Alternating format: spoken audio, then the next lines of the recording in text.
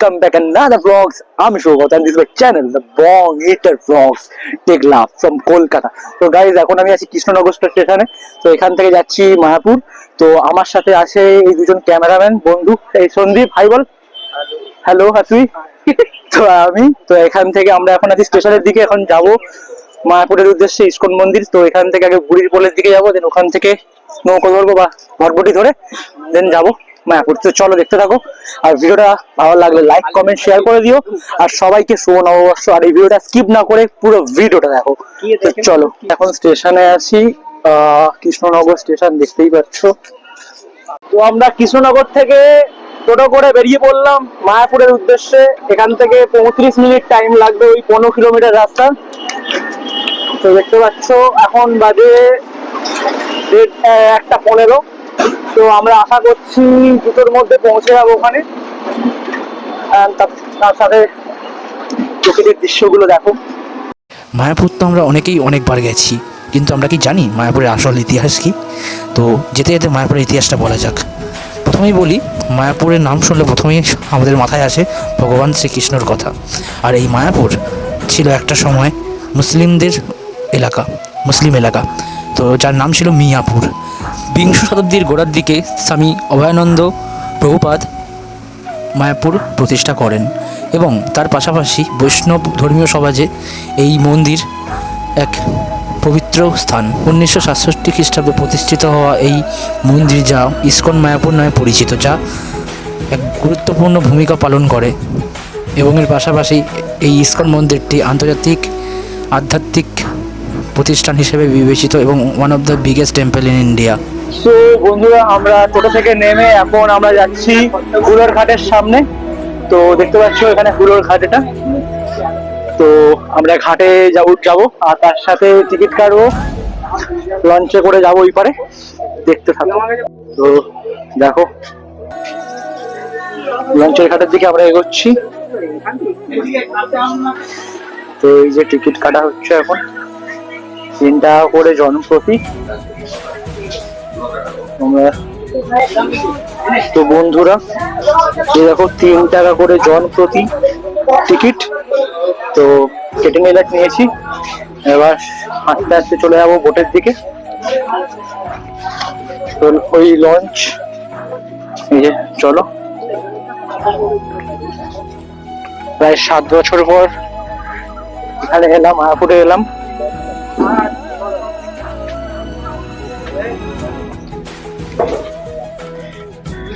তো দেখো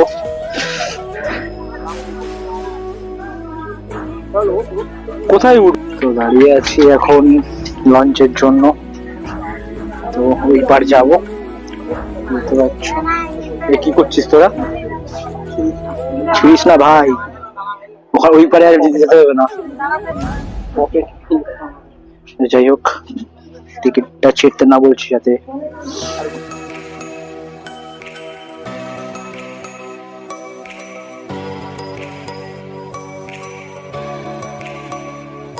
তো বন্ধুরা এই যে সেলফি তুলছে, তার সাথে লঞ্চ ছেড়ে দিয়েছে। ওই পার থেকে লোকেরা আসছে এই পারে, যারা মায়াপুর থেকে যারা ব্যাক করছে তারা এইদিকে আসছে, আর আমরা এই পার থেকে ওই পারে যাচ্ছি। দেখতে পাচ্ছ এই আমাদের লঞ্চ ছেড়ে দিয়েছে। এই দেখো দারুণ রোদ, বিশাল গরম, ঘেমে পুরো পাগলা হয়ে যাচ্ছে এই গরমের মধ্যে। কি সুন্দর দেখো দৃশ্য। তো ওই দূরে দেখতে পাচ্ছ ভাগীরথী এবং গঙ্গা নদীর মিলনস্থল।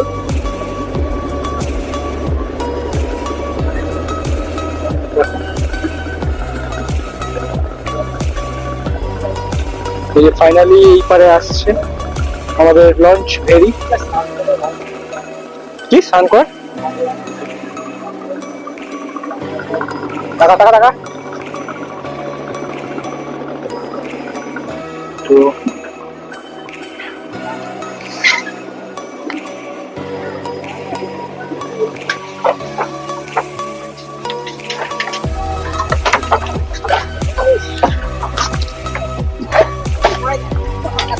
ফাইনালি চলে এলাম ঘাটে, মায়াপুর ঘাটে। তো ওই দেখো ওই টিকিটটা এখানে আবার দেখাতে হবে।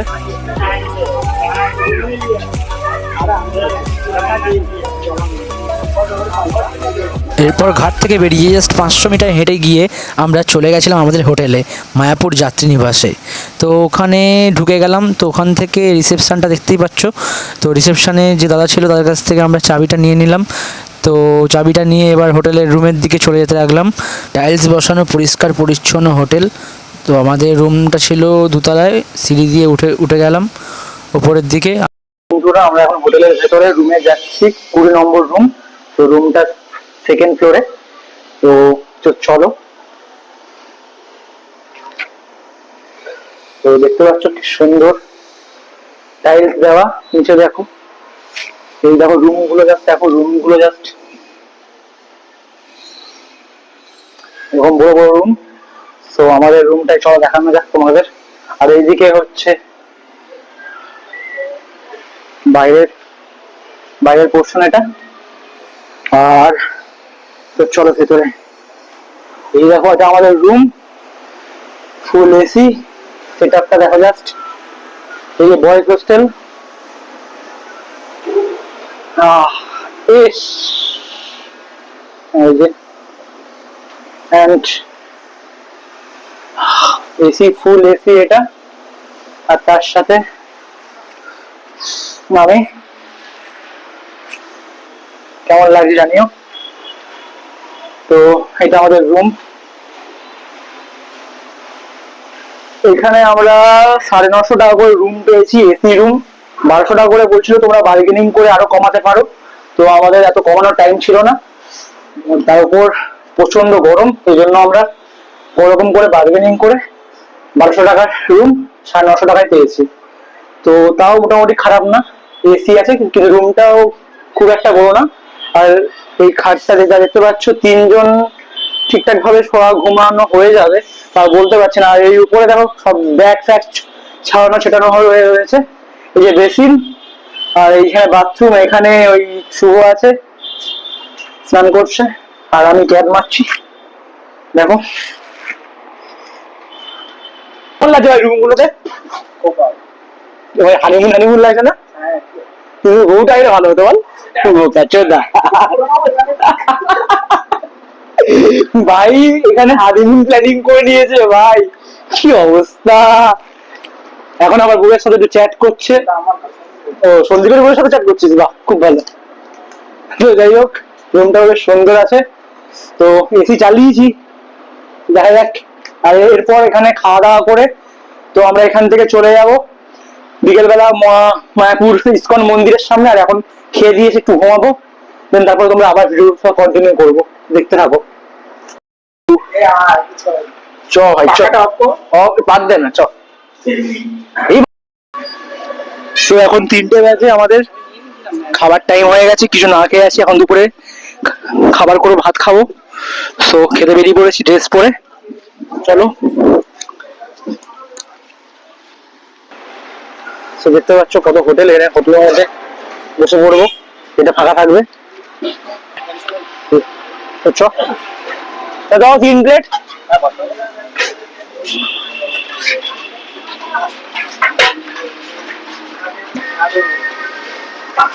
বসে বসে বসে।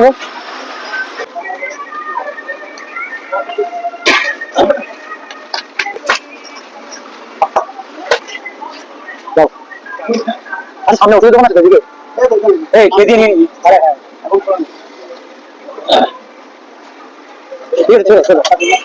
চানটা বলছি এসির মধ্যে ছিলিস, হ্যাঁ দিল এসির মধ্যে ছিলিস তো ওই জন্য আরো ঠান্ডা লেগে গেছে। কি এটা ঠান্ডা গরম না?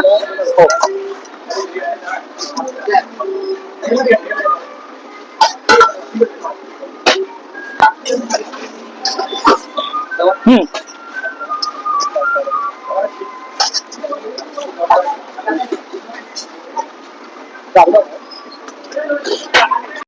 খাবারগুলো সত্যি 50 টাকার মধ্যে আনলিমিটেড দিয়েছে, খেতে খুবই সুন্দর। পটলের তরকারিটা ব্যাপক করেছে। তো এই যে এটা হচ্ছে এঁচড়, গাছের এঁচড়, নুনটা একটু কম আছে। তো খাওয়া দাওয়া শেষ করে হাত ফাত ধুয়ে আমরা বিল পেমেন্ট করলাম হোটেলে, আর তারপর ওখান থেকে আবার চলে গেলাম, ব্যাক করলাম হোটেলে।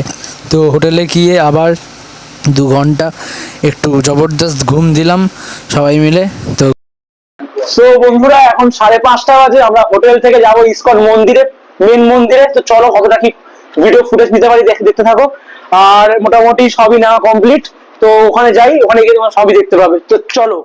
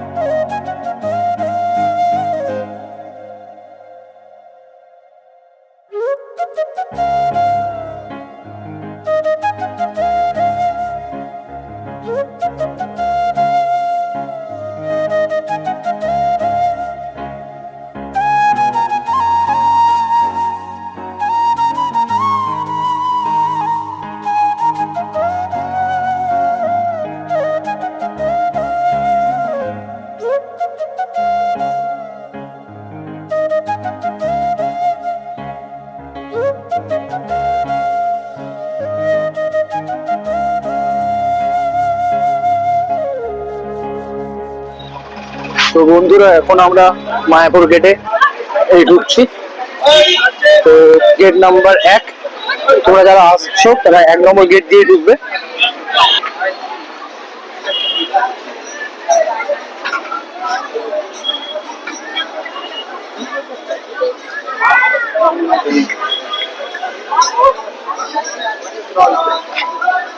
এইদিকে দেখো কতগুলো কাউন্টার আছে।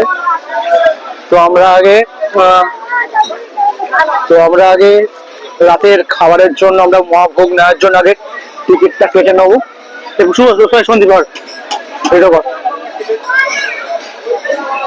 আজকে আয়। গদা ভবনের প্রসাদ কি এখান থেকে? এখান এটা বলছি, গদা ভবনের যে মহাপ্রসাদ কি এখান থেকে নিতে হবে? তো 50 টাকা। এই দেখ, কোনটা নিবি দেখ, কোনটা নিবি দেখ। এই সন্দীপ, কোনটা নিবি দেখ? পনির সবজি, একটা পনির সবজি আছে, একটা গ্রেভি সবজি আছে। ঠিক আছে। হ্যাঁ, ওটা রাতের জন্য নয়। ও রাতের জন্য নয়। ও আচ্ছা। তো আমাদের মহাপ্রসাদের টিকিটকে বিল, তো এটা রেখে দেবো। 1:30 থেকে 9টা পর্যন্ত টাইম আছে মহাপ্রসাদ নেওয়ার। এখন আছি পুষ্প সমাধি মন্দিরে, যতটা পারছি ফুটেজ নেওয়ার চেষ্টা করছি। রাত্রি হয়ে গেছে, তো জানি না কতটা নিতে পারবো। তো কালকে সেরকম হলে আবার দেখাবো। আপাতত এটা সমাধি মন্দিরের পুকুর, সেখানে পুকুর বেশ সুন্দর। আর এটা সমাধি মন্দির।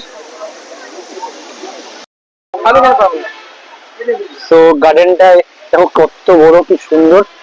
আর এটাই সেই সমাধি ভবন।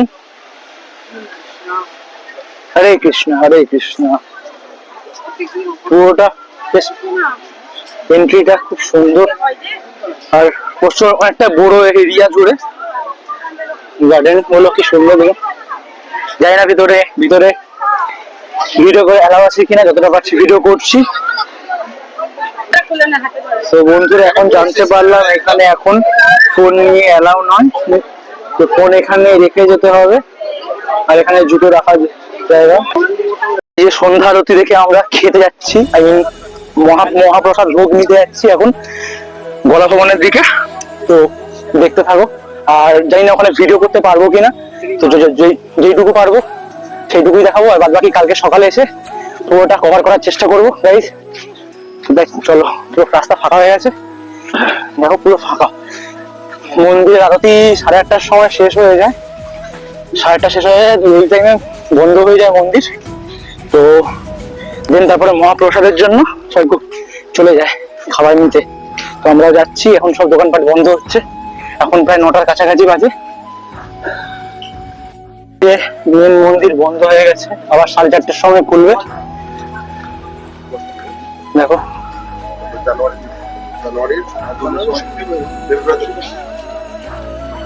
চন্দ্রদয়া মন্দির, যা ইস্কন নামে পরিচিত। ওইটা বোধহয় গদাভবন, না ওটা শ্রীধাম গদাভবন, ওই পাশেই হবে, দিকটাই হবে। তো আমরা মহাপ্রসাদ পাওয়ার উদ্দেশ্যে আমরা গদাভবনের দিকে যাচ্ছি, খুঁজে পাচ্ছি না। তো আমরা গদাভবনের পাশে চলে এসেছি। ওই দেখো কি সুন্দর জায়গা, অন্ধকারে দেখানো যাচ্ছে না। আমি কালকে চেষ্টা করবো সকালে এসে পুরোটা কভার করার, তো জানি না কতটা কি পারবো। ভিতরে অ্যালাউ কি আমি সেটা জানি না, তাও করে যাচ্ছি। যদি বন্ধ করতে বলে বন্ধ করে দিতে হবে। তো যেটুকু পারছি দেখাচ্ছি, দেখো প্লিজ। তো এটা গদাভবন, মাদিকে তো আমি কুপনটা নিয়ে ঢুকে গেলাম। কাকুটা কাকে দেখাবো? তো এই প্রসাদের এই কুপনটা নিয়ে ভিতরে যাচ্ছি প্রসাদ নেওয়ার উদ্দেশ্যে।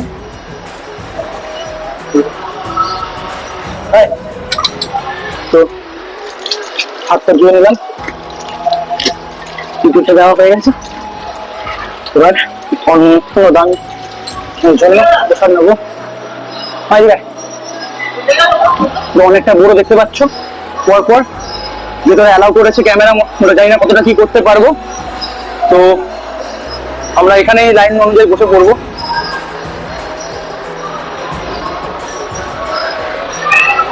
তো দেখতে পাচ্ছ প্রচন্ড ভিড় করাটা ঠিক হবে না, মোটামুটি ফাঁকাই আছে।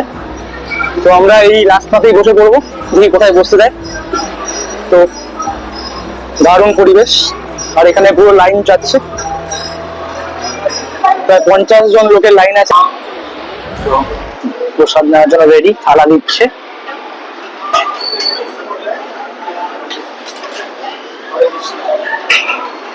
রাধে রাধে,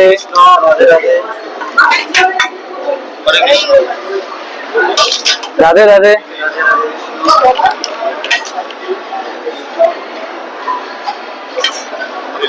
হরে কৃষ্ণ, রাধে রাধে, হরে কৃষ্ণ, হরে কৃষ্ণ,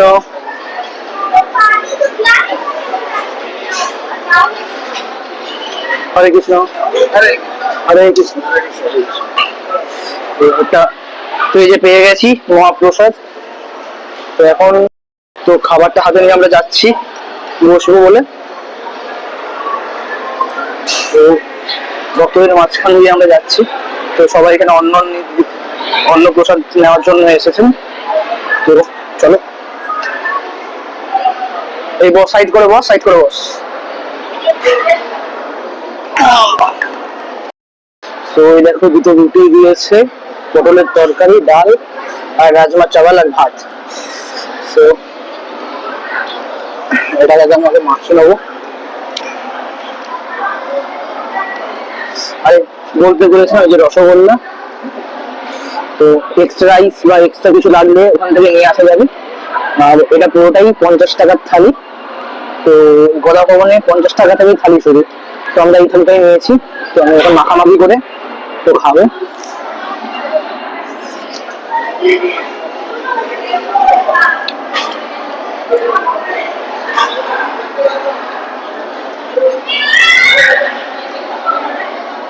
রাজমা,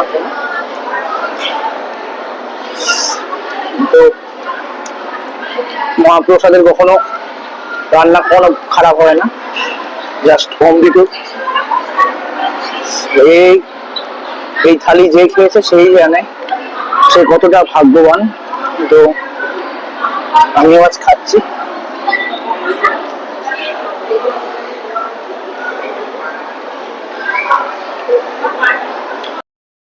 তো বন্ধুরা, আমার প্রথম প্লেটের খাবার শেষ হয়ে গেছিল। তো আমি আবার নতুন করে সবজি নিয়ে নিলাম। এই যে এঁচোড়ের তরকারি, ডাল আর ভাত আর তার সাথে রাজমা। তো একবার নিয়ে আমার ঠিক পোষায়নি, তাই আরো একবার নিয়ে এলাম। তো তোরা কি নিবি এখন আবার? নিবি না? ঠিক আছে, আমি আবার নিই। ভীষণটা হেভি হয়েছে, নুনটা একটু আন্না আছে, বাট তো ভাত খাওয়া প্রায় শেষ, এবার আমি রুটিটা খাচ্ছি রাজমা দিয়ে।